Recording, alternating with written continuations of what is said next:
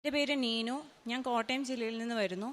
ആദ്യം തന്നെ അമ്മയ്ക്കും തിരുക്കുമാരനും കോടാനുകോടി നന്ദി പറയുന്നു. ഞാനിവിടെ 2 ആവശ്യങ്ങൾക്കായിട്ടാണ് വന്നത്. ഒന്ന്, എനിക്ക് എല്ലാ എക്സാം അറ്റൻഡ് ചെയ്യുമ്പോഴും എനിക്ക് എന്തെന്നറിയാത്ത ഭയങ്കരമായ ടെൻഷനായിരുന്നു. രണ്ടാമത്, എനിക്ക് ദൈവത്തിനെ എനിക്ക് വിളിക്കാൻ പറ്റുന്നുണ്ട്, പക്ഷേ എനിക്ക് പണ്ടുണ്ടായിരുന്ന പോലെയുള്ള ഒരു വിശ്വാസം എനിക്കില്ലായിരുന്നു. അപ്പം എന്നെ ഇത് വല്ലാതെ അലട്ടിക്കൊണ്ടിരുന്നു. എനിക്കൊരു എക്സാം അറ്റൻഡ് ചെയ്യാൻ പറ്റിയാൽ എനിക്ക് കിട്ടുന്നുണ്ട്, പക്ഷേ എനിക്കത് അറ്റൻഡ് ചെയ്യുമ്പോൾ ഞാൻ വല്ലാതെ സ്ട്രെസ് അനുഭവിച്ച് അത് അറ്റൻഡ് ചെയ്യേണ്ടതായിട്ട് വന്നുകൊണ്ടിരുന്നു. അപ്പോൾ ഇതെന്നെ വല്ലാതെ അലട്ടിക്കൊണ്ടിരുന്നു. അപ്പോൾ ഞാനിപ്പോൾ കംപ്ലീറ്റ് ചെയ്തത് BSc റെസ്പിറേറ്ററി തെറാപ്പിയാണ്.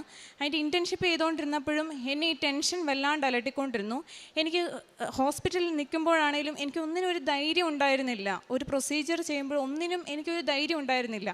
ആ സമയത്താണ് ഞാൻ MSc നഴ്സിങ്ങിന് അപ്ലൈ ചെയ്യാനായിട്ട് ആഗ്രഹിച്ചിരുന്നത്. അങ്ങനെ ഞാൻ അപ്ലൈ ചെയ്യുന്നതിന് മുന്നായിട്ട് IELTS എക്സാം പാസ്സാവണമെന്ന് അറിഞ്ഞു. അങ്ങനെ ഞാൻ IELTSന് ജോയിൻ ചെയ്തു. പക്ഷേ എനിക്ക് 2 മാസം ഒരു മാസത്തോളം ഞാൻ അവിടെ കോച്ചിങ്ങിന് പോയെന്ന് പറഞ്ഞാലും എനിക്കത് ഉറപ്പായിരുന്നു, എനിക്കത് കിട്ടില്ല, എന്നെക്കൊണ്ട് ചെയ്യാൻ സാധിക്കില്ല എന്നുള്ളത് എനിക്ക് ഉറപ്പായിരുന്നു. കാരണം അത്രയ്ക്കും എനിക്ക് കോൺസെൻട്രേറ്റ് ചെയ്യാൻ പറ്റുന്നില്ലായിരുന്നു. അതായിരുന്നു മെയിനായിട്ടുള്ള പ്രശ്നം. അങ്ങനെ ഞാൻ ഇൻറ്റേൺഷിപ്പിൻ്റെ ഇടയ്ക്ക് ബ്രേക്ക് എടുത്തിട്ടാണ് ഞാൻ IELTSന് ജോയിൻ ചെയ്തത്. പിന്നീട് ഞാനത് ഡ്രോപ്പ് ചെയ്ത് ഞാൻ കാരിത്താസ് ഹോസ്പിറ്റലിൽ വീണ്ടും ഇൻറ്റേൺഷിപ്പിന് റീജോയിൻ ചെയ്തു. അവിടെയുള്ളൊരു സുഹൃത്ത് വഴിയാണ് ഞാൻ അറിയുന്നത് PT എക്സാം IELTSനെ കമ്പയർ ചെയ്ത് നോക്കുമ്പോൾ നല്ല എളുപ്പമാണ്, അതെഴുതിയാൽ നിനക്ക് കിട്ടുമെന്ന്.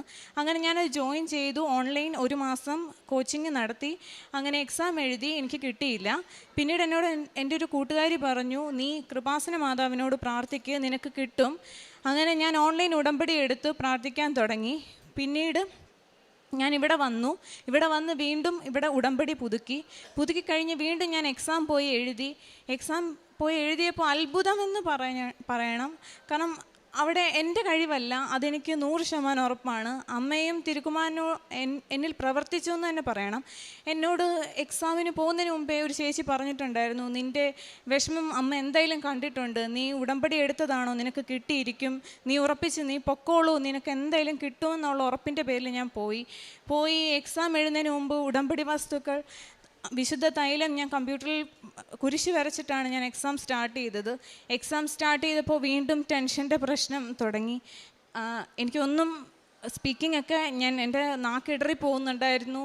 എനിക്ക് ലിസണിങ് എനിക്ക് ശ്രദ്ധിക്കാൻ പറ്റുന്നില്ലായിരുന്നു. റീഡിങ് ഒട്ടും എനിക്ക് ചെയ്യാൻ പറ്റിയില്ല. റീഡിങ്ങാണ് എനിക്ക് ഏറ്റവും വലിയ റിസൾട്ട് വന്നപ്പോൾ ഏറ്റവും അത്ഭുതമായി മാറിയത്. അങ്ങനെ ഞാൻ എക്സാം എഴുതി. ഞങ്ങൾ 3 പേരാണ് എക്സാം എഴുതാൻ പോയത്. തിരിച്ച് വന്നപ്പോൾ ഞാൻ മാത്രം ട്രെയിനിലിരുന്ന് കരയുക. ബാക്കി 2 പേർക്കും റിസൾട്ട് വന്നവർ പാസ്സായി, എനിക്ക് മാത്രം വരുന്നില്ല. ഈ എക്സാം എഴുതിയ 2 ദിവസം ചിലർക്ക് 1 ദിവസത്തിനുള്ളിൽ വരും, ചിലർക്ക് 2 ദിവസം, അതിന് അപ്പുറത്തോട്ട് മിക്കപ്പോഴും പോകാറില്ല. പക്ഷേ എനിക്ക് 5 ദിവസമായിട്ടും വരുന്നില്ല. 6ാമത്തെ ദിവസം എനിക്ക് ദിവസവും ഞാൻ കരച്ചിലും പ്രയറും അമ്മേനെ ഇങ്ങനെ പ്രാർത്ഥിച്ചുകൊണ്ട് തന്നെ ഇരിക്കുമായിരുന്നു.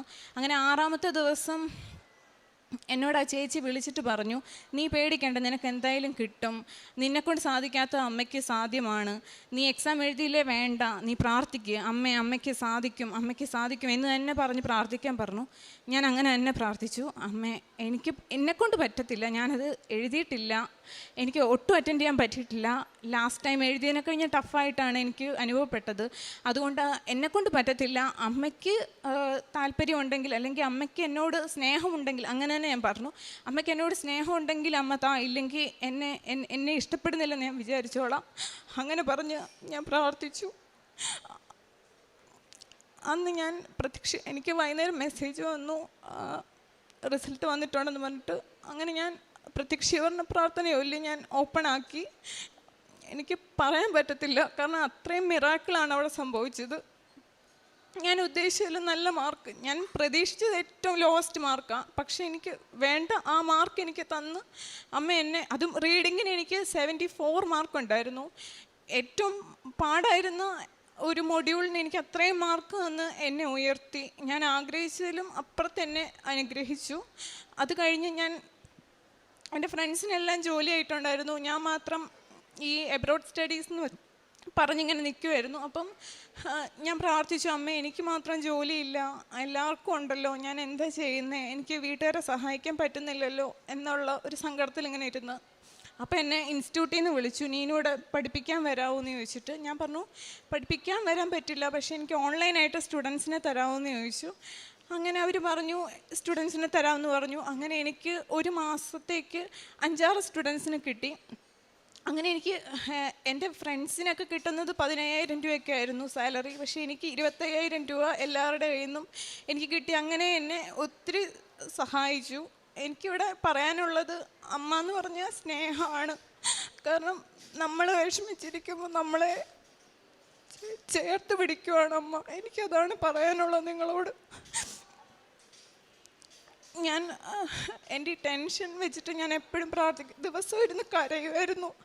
എന്തുകൊണ്ടാണ് എനിക്ക് മാത്രം ഇങ്ങനെ ടെൻഷൻ, ഞാൻ എന്തുകൊണ്ട് ഇങ്ങനെ എപ്പോഴും ഇന്ന് കരയുന്നത്, ഒരു തൊട്ടാവാടിയായി പോകുന്നതെന്ന് ഓർത്ത് ഞാൻ കരയുമായിരുന്നു.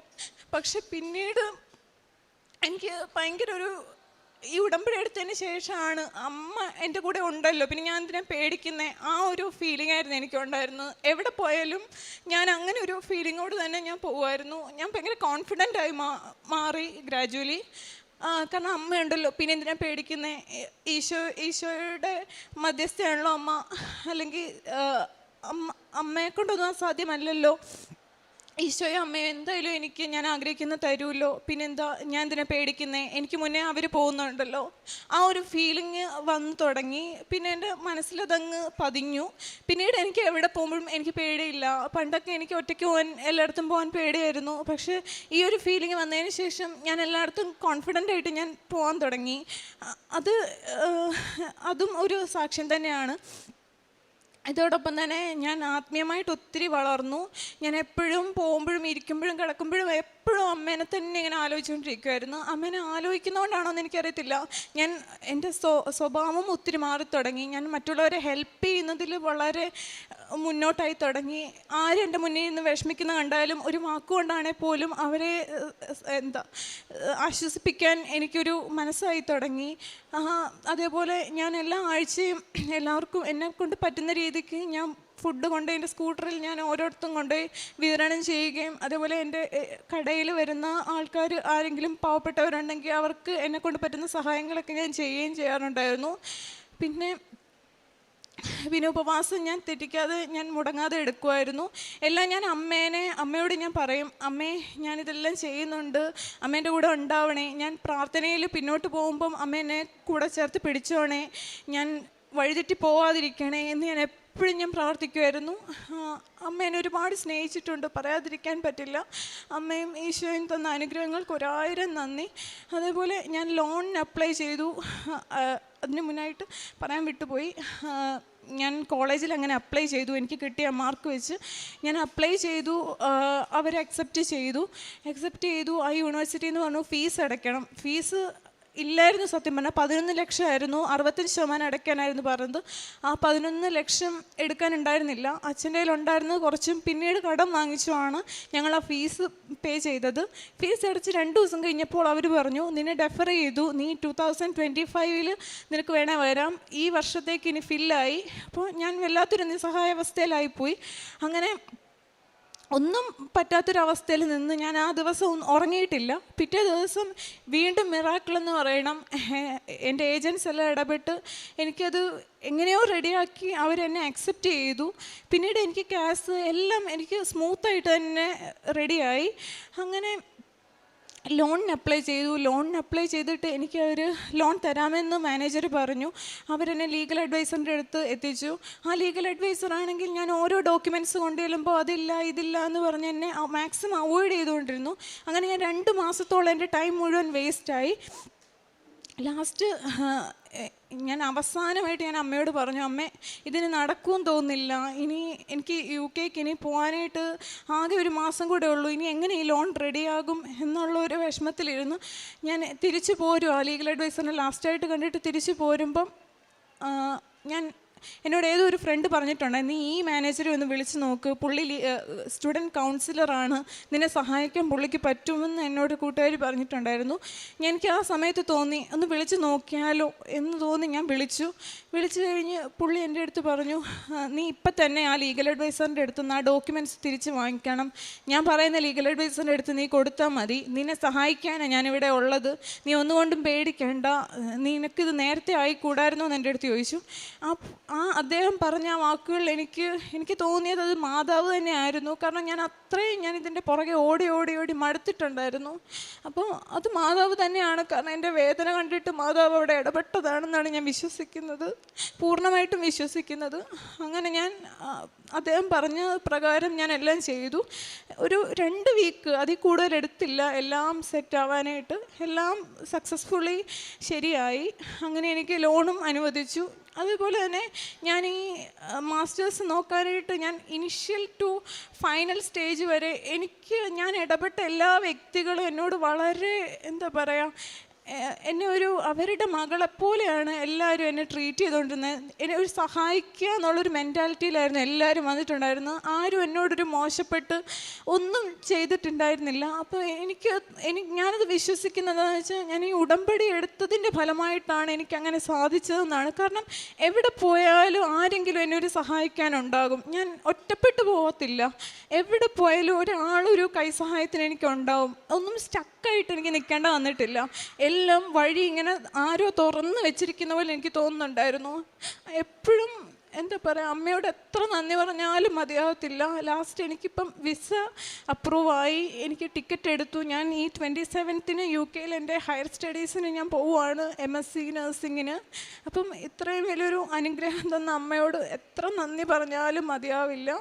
ഇവിടെ ഞാൻ അമ്മയോട് പറഞ്ഞിട്ടുണ്ടായിരുന്നു, അമ്മേ എനിക്കിതെല്ലാം സ്മൂത്തായി ചെയ്തു തരുമെന്ന് എനിക്കറിയാം, എന്നാലും ഞാൻ പറയുവാണ്, ഞാനിവിടെ വന്ന് അമ്മയോട് അമ്മേനെ സാക്ഷ്യം പറഞ്ഞോളാം എന്ന് ഞാൻ പറഞ്ഞിട്ടുണ്ടായിരുന്നു. ഇവിടെ എത്തിച്ചതിന് തന്നെ അമ്മയോട് ഞാൻ ആദ്യം തന്നെ 1000 നന്ദി പറയുന്നു. ഇവിടെ നിന്നിങ്ങനെ പറയുക എന്നുള്ളത് തന്നെ ഒരു ഭാഗ്യമായിട്ടാണ് ഞാൻ കരുതുന്നത്. കാരണം അമ്മേനെ സാക്ഷ്യപ്പെടുത്തുക, അല്ലെങ്കിൽ എനിക്ക് ആ ഒരു ഭാഗ്യം കിട്ടിയല്ലോ, അല്ലെങ്കിൽ അമ്മ എന്നെ അത്ര സഹായിച്ചല്ലോ എന്ന് ഓർക്കുമ്പോൾ തന്നെ അതൊരു ഭാഗ്യമായിട്ടാണ് ഞാൻ കാണുന്നത്. ഇനിയും അങ്ങോട്ട് എൻ്റെ കൂടെ എൻ്റെ അമ്മ ഉണ്ടാകും, അതെനിക്ക് പൂർണ്ണ ബോധ്യവും വിശ്വാസവും ഉണ്ട്. ഇനി അങ്ങോട്ടുള്ള യാത്രയും കുറേ കഠിനമായിട്ടുള്ളതാണ്, അതെനിക്ക് പൂർണ്ണമായിട്ട് അറിയാം. പക്ഷേ അപ്പോഴും ഞാൻ എൻ്റെ അമ്മയും ഈശോനെ ഞാൻ ഒരിക്കലും വിടില്ല. അവരെൻ്റെ കൂടെ ഉണ്ട്. എനിക്കിത്ര അനുഗ്രഹങ്ങൾ തന്നത് അവരാണ്. അവരൊരിക്കലും എനിക്ക് മറക്കാനും പറ്റില്ല. അവരെ ഞാൻ എന്നും എന്നോട് കൂടി ചേർത്ത് വെച്ചിരിക്കും. 1000 നന്ദി അമ്മേ, ഈശോയെ.